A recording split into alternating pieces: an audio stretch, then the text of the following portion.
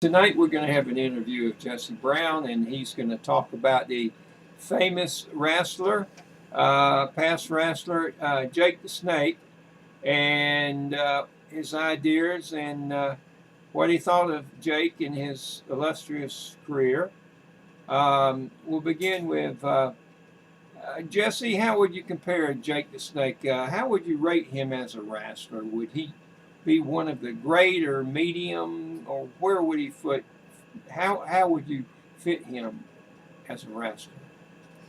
Well, Jake, very popular wrestler. Back in his heyday, he was one of the top guys around, especially in Georgia.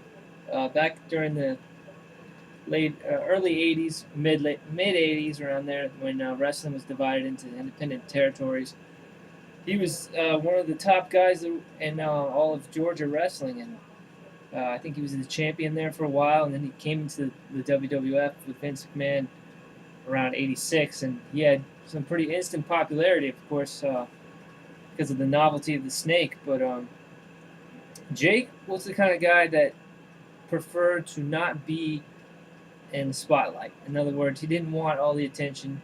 He didn't want to be the top dog. He was just fine being the hard worker guy behind the scenes, sort of. But Jake could have definitely been a Hulk Hogan or a Roddy Piper, no doubt about it. Would you say he was a champion wrestler, a really good wrestler, or just a mediocre wrestler? How would you compare him to the other wrestlers? No, certainly not mediocre. He was one of the top dogs. I mean, if he wanted to be the champion, I'm sure they could have had him as a champion. He would have done just fine. But it's all about the response you get from the fans and the charisma and the selling potential that you have. And Jake had all of that, especially um, outside the ring on the microphone. He was the best, one of the best guys there was, giving speeches and so on and so forth, doing interviews, and that's why I have to rate him. Back in the '80s, he was one of the top five, for sure. It seemed like he really enjoyed wrestling. Would you say that he got a great deal of satisfaction from being a wrestler? Absolutely. I mean, it was his dad's profession, and he took to it. Like the apple doesn't fall far from the tree, but he really found his passion in wrestling, and it comes with a lot of pain and suffering. He made a very successful career out of it, and I think he truly enjoyed being a popular wrestler, and the fans, all the feedback and attention he got from the fans, I think he truly appreciated it. But in his later years, when he was drinking and evidently he wasn't in the physical shape he was when he was younger, it seemed pretty much kind of a sad thing, would you say, about the way his career ended?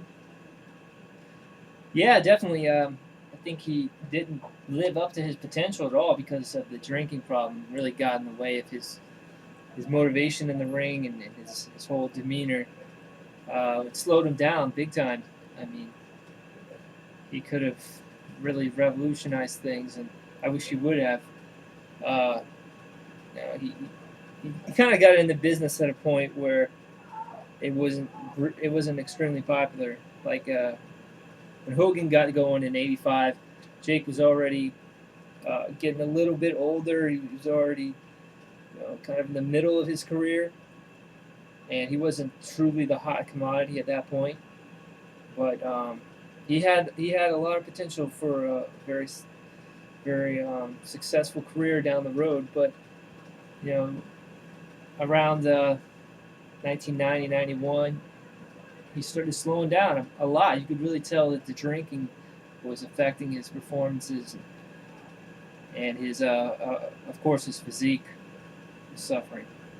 Right. Well, do you think his life financially, do they make a pretty good living? I mean, uh, what would he be doing now? Could he retire fairly comfortably, or did he blow his money on booze and drugs, or what? How would you say he is right now as an older man? Because he's still alive, right? Oh, absolutely. Yeah, Jake's not in bad shape. He's hanging in there pretty good. Um, there's been some surprises from other guys that have died before him. Everyone was looking like, oh, Jake's probably gonna die soon, but Jake's hanging in there. He's a survivor. But financially, I think he's doing okay. He made a lot of money when he was with the WWF. In 1992, before he left, he was one of the top paid guys. He was getting tons of money there. And he made the biggest mistake, probably the biggest mistake of his life, leaving the company at 92. He had a pretty good wrestling career, wouldn't you say? Oh, I definitely agree. He had a good run from his time in the WWF from 86 until 92. A lot of memorable stuff happened from him allowing his King Cobra to bite Macho Man in the arm, and the time that Earthquake smashed the snake, and a lot of very emotional moments. There was the time of the snake pit where the Honky Tonk Man smashed the guitar over his head, and fans will really remember those moments. I think it'll last in their mind for quite a while. Jake definitely made an impression and set a standard for other guys' future business. Well, yeah, you think Jake the Snake, as a wrestler, you'd rate him somewhere in the upper 10% or down in the lower, below 50% as his popularity as a wrestler. His popularity, yes, I'd say maybe maybe in the top 200 most popular wrestlers of all time. But What category would you compare him? Who would he rank alongside? yeah, I put him up in there with guys kind of like it's hard to say. Ric Flair? Really. No, Ric Flair's more in probably the top 50.